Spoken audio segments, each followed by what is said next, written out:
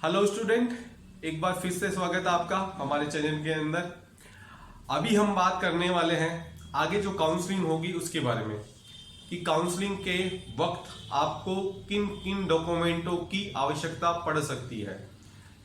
ये चीज अभी आपको ध्यान में रखना इसलिए जरूरी है क्योंकि कुछ डॉक्यूमेंट है कि उनको बनने में थोड़ा समय भी लगता है, 5 दिन 10 दिन 15 दिन भी लग जाते हैं कई बार। तो फिर लास्ट के टाइम ऐसा होता है कि वो डॉक्यूमेंट आपके पास होते नहीं है, आपको सीट भी अलॉटमेंट हो जाती है, काउंसलिंग भी पूरी हो जाती है, फिर कॉलेज में ज्वाइनिंग की टाइम आपको थोड़ी भाग दौड़ ज्यादा करनी पड़ जाती है। तो इससे पहले कि आप वो डॉक्यूमेंट पहले से ही तैयार कर लें जिससे कि आगे आपको परेशानी नहीं हो। और एक बात जान के आप चौंक जाएंगे, वो एक या दो या तीन डॉक्यूमेंट नहीं है, टोटल 21 तरीके के डॉक्यूमेंट है। ये तो कम से कम बता रहा हूं, 21 तरीके के डॉक्यूमेंट है जो कि आपको तैयार रखने हैं। तो आपको इस वीडियो में मैं पूरा बताऊंगा कौन कौन से डॉक्यूमेंट है और आपको क्या करना है। वीडियो के साथ आप बने रहिए, सब्सक्राइब करिए। जो भी नया है हमारे चैनल के ऊपर, हमारा हौसला बढ़ाने के लिए चैनल को सब्सक्राइब करिए, लाइक कीजिए, ज्यादा से ज्यादा हो सके उतना शेयर करिए, क्योंकि आप लोग ही हमें हिम्मत और जज्बा देते हो और भी अच्छा वीडियो बनाने के लिए। तो चलिए चालू करते हैं। डॉक्यूमेंटों की लिस्ट आगे ये रही।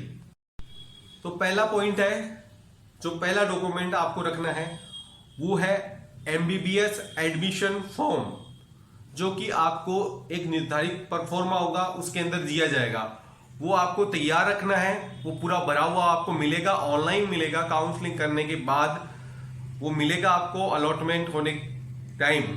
एमबीबीएस एडमिशन फॉर्म होगा, वो आपको कलेक्ट करके अपने पास रखना है। तो पहला डॉक्यूमेंट तो ये हो गया। आगे दूसरे डॉक्यूमेंट की तरफ चलते हैं। तो दूसरा जो डॉक्यूमेंट है काउंसलिंग के लिए, जो आवश्यक डॉक्यूमेंट है, दूसरा डॉक्यूमेंट है वो है आपका नीट का एडमिट कार्ड। जो नीट का एडमिट कार्ड है जो कि आपको मिला था अभी एग्जाम देने के टाइम, जो आपने नीट का एडमिट कार्ड निकाला था, उसकी कॉपी आपको आवश्यक रूप से अपने पास रखनी है, अपने साथ रखनी है। 2-3 फोटोकॉपी उसकी करवा के रख लीजिएगा।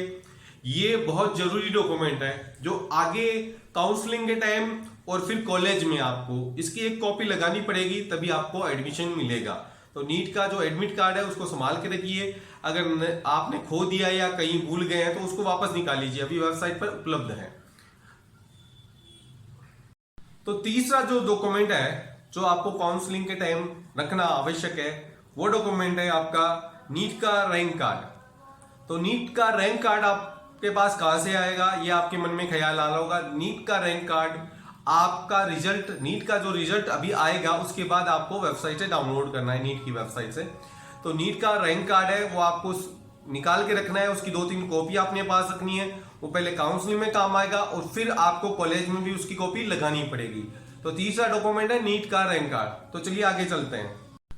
तो चौथा जो डॉक्यूमेंट है जो काउंसलिंग में आपके काम आने वाला है, बहुत जरूरी डॉक्यूमेंट है, वो है नीट का स्कोर कार्ड। रैंक कार्ड अलग है, स्कोर कार्ड अलग है, दोनों अलग है। रैंक कार्ड में आपकी रैंक शो करेगा, स्कोर कार्ड में आपके नंबर शो करेगा, कितने नंबर आपके नीट में आए हुए हैं। तो वो स्कोर कार्ड भी आपको नीट का रिजल्ट आने के बाद मिलेगा, वेबसाइट से डाउनलोड करना है, अपने पास रखना है। 2-3 कॉपियां, वो आपकी काउंसलिंग में भी काम आएगी और आगे कॉलेज में भी आपके काम आएगा। तो चौथा ये डॉक्यूमेंट हो गया। लीजिए आगे चलते हैं। तो पांचवा जो डॉक्यूमेंट है जो कि आपको अपने पास रखना है वो भी एक बहुत ही जरूरी डॉक्यूमेंट है। ये ऐसा डॉक्यूमेंट है वो अभी नहीं, नीट में ही नहीं, आपको पूरी लाइफ में काम आता है। वो है आपका date of birth certificate, DOB certificate. ऐसा डॉक्यूमेंट है जो कि लाइफ भर आपके काम आता है और नीट की काउंसलिंग में भी वो आपके काम आएगा। काउंसलिंग में काम आएगा, कॉलेज में भी उसकी आपकी कॉपी लगानी पड़ेगी। तो पांचवा डॉक्यूमेंट है डेट ऑफ बर्थ सर्टिफिकेट। तो चलिए आगे चलते हैं। तो छठा जो डॉक्यूमेंट है वो आपको मिलेगा नीट की काउंसलिंग के बाद। वो डॉक्यूमेंट होगा प्रोविजनल सीट अलॉटमेंट लेटर, जो कि नीट का रिजल्ट आने के बाद आप काउंसलिंग करोगे, उसके बाद काउंसलिंग करने के बाद आपको कॉलेज मिलेगा। कॉलेज मिलने के बाद आपको प्रोविजनल सीट अलॉटमेंट लेटर मिलेगा। वो भी आपको निकालना है, उसकी कॉपी निकालनी है 2-3, वो आपके काम आएगा आगे कॉलेज में भी। तो ये होगा छठा डॉक्यूमेंट। तो सातवां जो डॉक्यूमेंट है जो आपको अपने पास रखना है काउंसलिंग में, ये काम आने वाला है, ये काउंसलिंग में भी काम आएगा, आगे भी काम आएगा, वो है आपका कास्ट सर्टिफिकेट। जिनकी caste OBC, EWS, SC, ST या जो फिजिकली हैंडीकैप्ड है पीएच, ये सब सर्टिफिकेट अलग अलग सर्टिफिकेट हैं। जो भी आपके लगता है, मतलब जो भी कैटेगरी आपके लगती है उस कैटेगरी का आपको सर्टिफिकेट अपने पास रखना है। ओबीसी है तो ओबीसी, जनरल है तो जनरल, एससी, एसटी, ईडब्ल्यूएस और फिजिकली हैंडीकैप्ड है तो वो। तो कास्ट सर्टिफिकेट आपको रखना बहुत जरूरी है।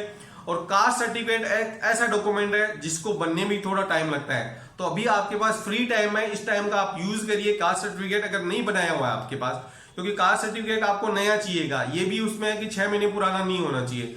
तो ये अगर आपके पास नहीं है तो कास्ट सर्टिफिकेट आप बना के रख लीजिए। आठवां जो डॉक्यूमेंट है वो सबको रखना बहुत ही जरूरी है, वो है आपका 10th का मार्कशीट। तो 10th का मार्कशीट सबके पास होता है, सबके पास ले भी लिया होगा, क्योंकि उसके बिना आपका 12th का फॉर्म भी नहीं भरा जाता है, न नीट का फॉर्म भरा जाता है। तो 10th का मार्कशीट 8वां डॉक्यूमेंट है जो आपके पास ओरिजिनल भी होना चाहिए, प्लस उसकी कुछ फोटोकॉपी भी होना चाहिए।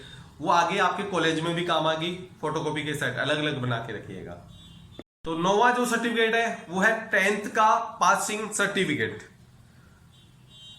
10th की मार्कशीट अलग होती है, पासिंग सर्टिफिकेट अलग होता है। कई बोर्ड में पासिंग सर्टिफिकेट अलग अलग फॉर्मेट में दिया होता है, कई बोर्ड एक ही मार्कशीट में ही मार्कशीट भी दे देते हैं और पासिंग सर्टिफिकेट भी दे देते हैं। तो आपको मार्कशीट के साथ पासिंग सर्टिफिकेट भी रखना आवश्यक है, अलग अलग बोर्डों में ऐसा होता है।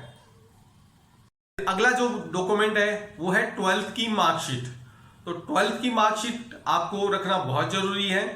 12th की ओरिजिनल मार्कशीट भी चाहिएगी, वो आपके कॉलेज में जमा होगी। तो जिन लोगों ने 12th की मार्कशीट नहीं ली अभी तक, वो आप अपनी जाके स्कूल से कलेक्ट करिएगा, उसकी फोटोकॉपी निकाल के अपने पास रखिएगा, ओरिजिनल भी रखिएगा, ओरिजिनल वहां जमा होगी। तो इनफ जितनी भी फोटोकॉपी आपको चाहिए 10th की और 12th की मार्कशीटों की, वो अपने पास करवा के रख लीजिएगा।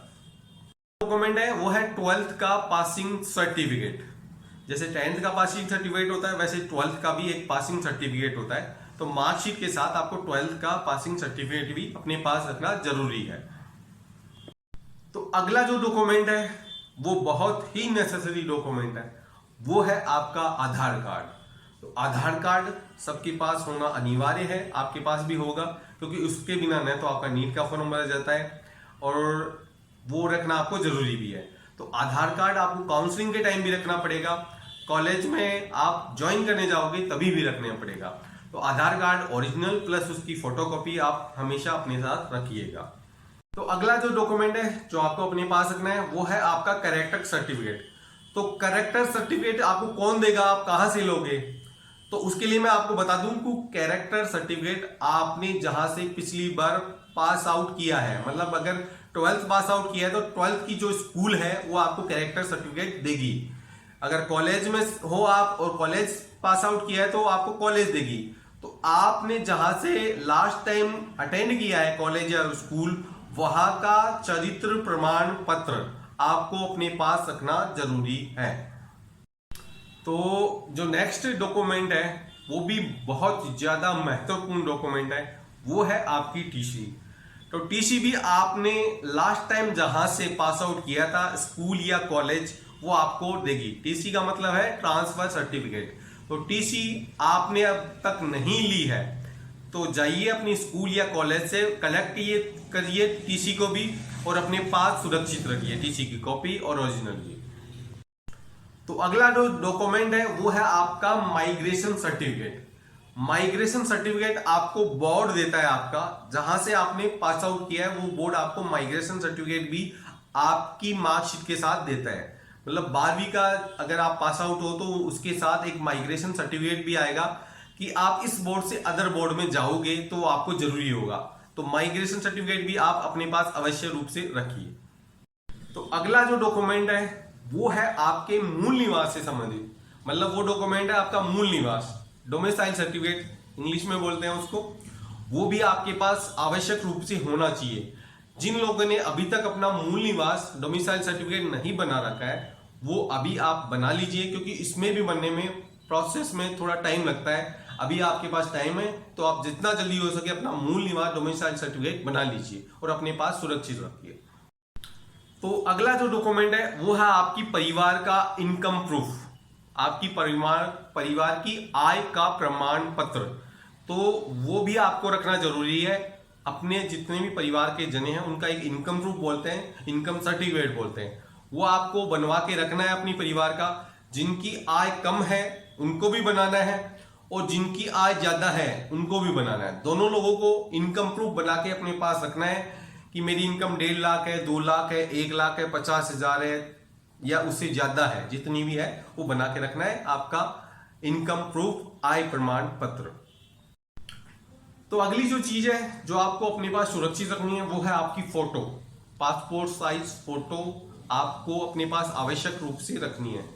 फोटो कौन सी होगी? जो नीट में आपने यूज ली है वो फोटो आप यूज कर सकते हो, तो उस फोटो की आप इनफ कॉपियां बना लीजिएगा क्योंकि वो काउंसलिंग में भी काम आएगी। प्लस आप कॉलेज में जाओगे वहां तो कुछ ज्यादा ही फोटो आपको जरूरत पड़ती है, तो हो सके तो 20-25 फोटो आप अपने पास एनी टाइम रखिएगा। पासपोर्ट साइज की फोटो वहां पे जरूरत पड़ेगी आप।